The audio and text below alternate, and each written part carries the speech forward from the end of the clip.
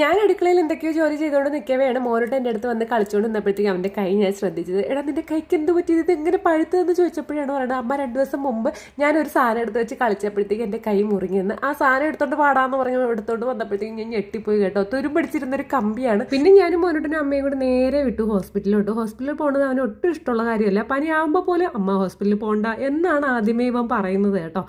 സാധാരണ പനി വരുമ്പോൾ ആ റൂമിൽ നഴ്സുമാർ നിൽക്കുന്ന ആ റൂമിൽ കൊണ്ടുപോയാണ് നമ്മൾ സപ്പോസിറ്റർ കൊടുക്കുന്നത് കേട്ടോ.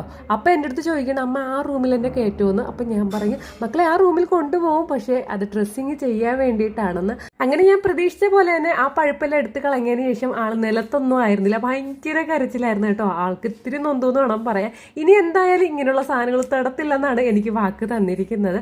ആളുടെ കരച്ചിൽ കാണുമ്പോൾ സത്യം പറഞ്ഞു കഴിഞ്ഞാൽ എനിക്കും അമ്മയ്ക്കും ഭയങ്കരമായിട്ട് അങ്ങ് വിഷമമാവും കേട്ടോ. അങ്ങനെ അവിടെ നിന്ന് മെഡിസിനൊക്കെ വാങ്ങിച്ചതിന് ശേഷം ഞങ്ങൾ അവിടെ നിന്ന് ഇറങ്ങി. അപ്പോൾ ഇന്നത്തേക്ക് ഇത്രയേ ഉള്ളൂ. Bye bye, see U.